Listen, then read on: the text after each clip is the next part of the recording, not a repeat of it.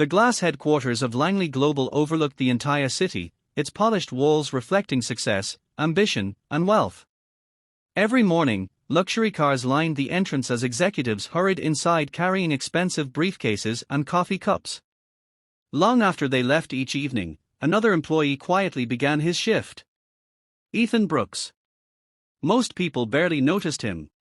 He wore a simple gray maintenance uniform, pushed a cleaning cart through silent hallways, emptied trash bins, polished marble floors, and wiped fingerprints from conference room windows before sunrise erased every sign that he had ever been there.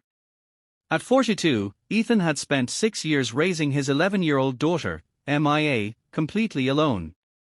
His wife, Sarah, had passed away after a long illness that drained nearly every dollar the family had saved. Medical bills forced Ethan to sell their home, their car, and almost everything they owned. Eventually, they moved into a tiny apartment where every expense required careful planning. Despite the hardship, Ethan made one promise at Sarah's bedside. No matter what happens, MIA will grow up believing life is full of hope. He never broke that promise. Every morning he prepared breakfast before school. Every afternoon he helped MIA with homework. Every night he cleaned office buildings while MIA stayed with their elderly neighbor until his shift ended. The work was exhausting. But Ethan refused to complain. His daughter never heard him blame life for their struggles.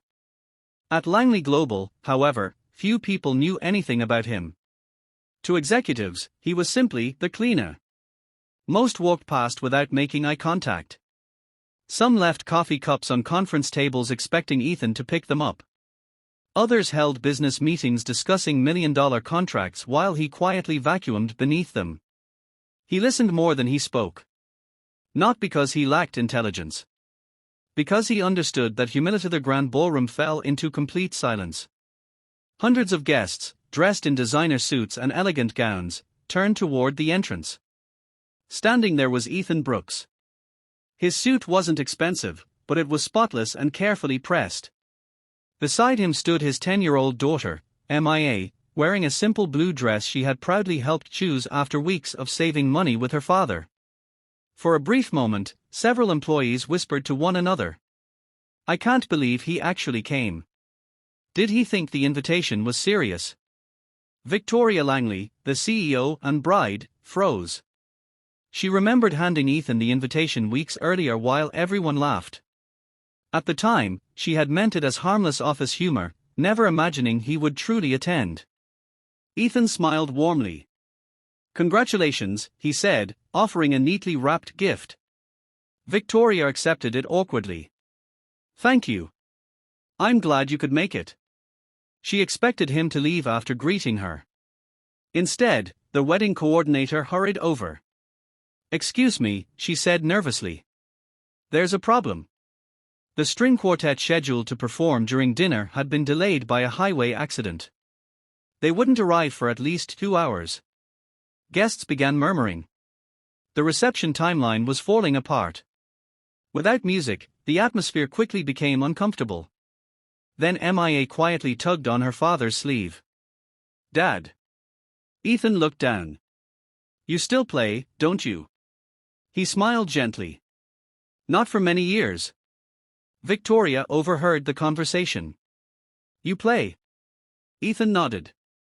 "A little." The wedding planner looked desperate.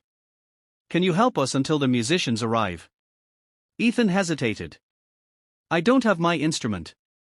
An elderly man sitting near the stage suddenly stood. "I do." Everyone turned. He introduced himself as Henry Collins, a retired concert violinist attending the wedding as a distant relative of the groom. "I always travel with my violin," he said with a smile. "If you're willing." Ethan carefully accepted the instrument. He examined it with surprising familiarity. Then he stepped onto the stage. The ballroom grew quiet.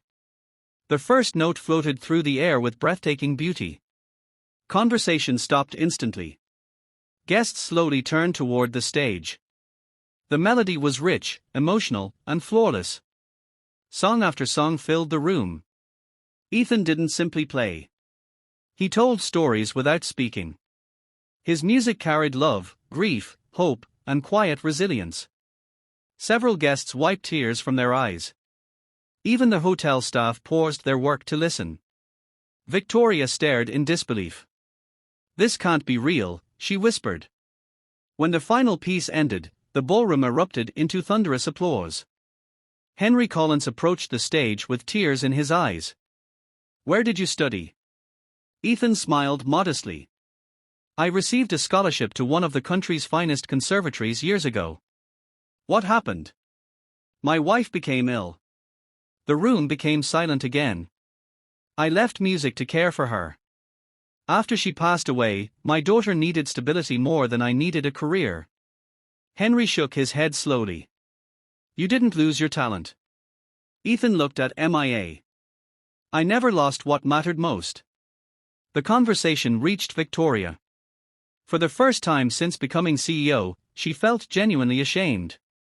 She realized she knew almost everything about quarterly profits, market strategy, and executive performance. Yet she knew almost nothing about the quiet man who cleaned her office every evening. Later that night, after the reception ended, Victoria finally opened Ethan's wedding gift. Inside was a beautifully restored wooden music box. Attached to it was a handwritten note. "Congratulations on your new beginning. May your home always be filled with kindness, because kindness is the only wealth that grows when it's shared. Ethan and MIA." Victoria sat silently for several minutes.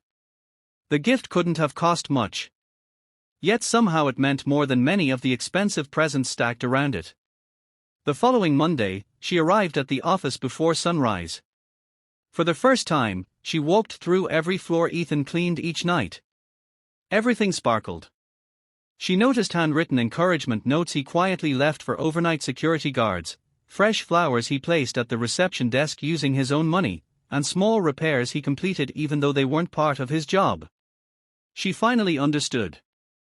Ethan hadn't merely cleaned the building. He had quietly cared for everyone inside it. That afternoon, Victoria called an all-staff meeting. Employees expected another business announcement.